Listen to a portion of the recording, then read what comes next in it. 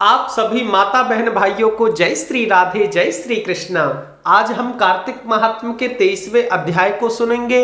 इससे पहले आप सभी मेरे साथ में बोलिए हरे कृष्ण कृष्ण कृष्ण हरे हरे, हरे राम राम राम हरे हरे। आइए कार्तिक महात्म्य के 23वें अध्याय को सुनते हैं। तुलसी जी के जन्म की कथा सुनाने के बाद नारद जी ने राजा पृथु से कहा, हे राजन, यही कारण है कि कार्तिक मास के व्रत के उद्यापन में तुलसी जी की जड़ में भगवान विष्णु जी का पूजन किया जाता है। तुलसी भगवान विष्णु को अधिक प्रीति प्रदान करने वाली मानी गई है। हे राजन, जिसके घर में तुलसी वन है वह घर तीर्थ के स्वरूप है, वहां यमराज के दूत नहीं आते। तुलसी का पौधा सदैव सभी पापों का नाश करने वाला तथा अभिष्ट कामनाओं को देने वाला है। जो मनुष्य तुलसी का पौधा लगाते हैं वे स्वप्न में भी यमराज के दर्शन नहीं करते।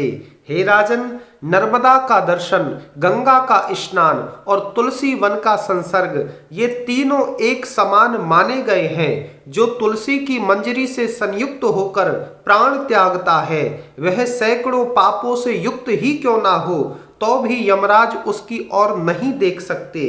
तुलसी को छूने से कामिक, वाचिक, मानसिक आदि सभी पाप नष्ट हो जाते हैं। जो मनुष्य तुलसी दल से भगवान विष्णु का पूजन करते हैं वह पुनः गर्भ में नहीं आते एवं जन्म मरण के चक्र से छूट जाते हैं। तुलसी दल में पुष्कर आदि समस्त तीर्थ, गंगा आदि नदियों और विष्णु जी के साथ सभी देवताओं का निवास होता है। हे राजन, जो मनुष्य तुलसी के काष्ठ का चंदन लगाते हैं उन्हें सहज ही मुक्ति प्राप्त हो जाती है और उनके द्वारा किए गए पाप उनके शरीर को भी नहीं छू पाते। जहां तुलसी के पौधे की छाया होती है वहीं पितरों की तृप्ति के लिए श्राद्ध करना चाहिए। जिसके मुख में, कान में और मस्तक पर तुलसी का पत्ता दिखाई देता है उसके ऊपर यमराज भी दृष्टि नहीं डाल सकते, फिर दूतों की तो बात ही क्या है। जो प्रतिदिन आदर पूर्वक तुलसी की महिमा सुनता है वह सब पाप से मुक्त हो ब्रह्मलोक को जाता है। हे राजन, इसी प्रकार आंवले का वृक्ष सभी पापों का नाश करने वाला है। आंवले का वृक्ष भगवान विष्णु को प्रिय है। इसके स्मरण से ही मनुष्य गोदान का फल प्राप्त करता है।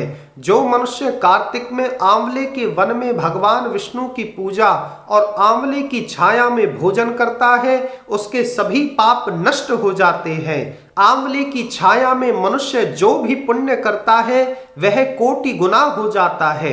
जो मनुष्य आंवले की छाया के नीचे कार्तिक में ब्राह्मण दंपति को एक भी बार भोजन कराता है वह स्वयं भोजन ग्रहण करता है, वह अन्न दोष से मुक्त हो जाता है।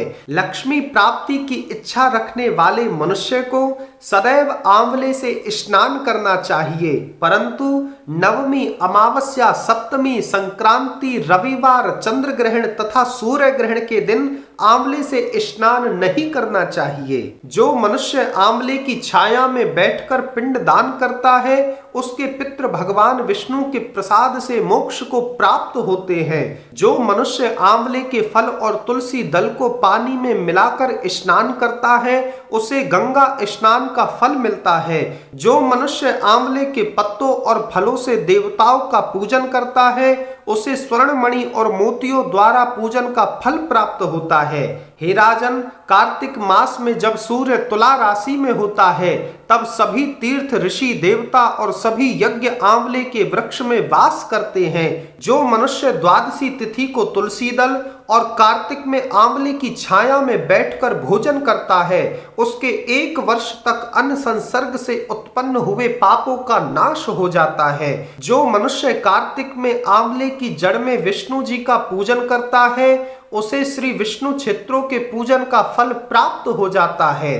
आंवले और तुलसी की महत्ता का वर्णन करने में श्री ब्रह्मा जी भी असमर्थ हैं। हे राजन, धात्री, मालती और तुलसी के जन्म की कथा सुनने से मनुष्य अपने वंश सहित भक्ति को प्राप्त होता है।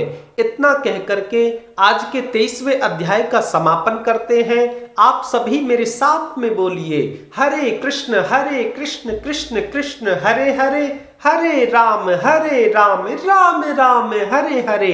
पुनः आप सभी माता बहन भाइयों को जय श्री राधे जय श्री कृष्ण।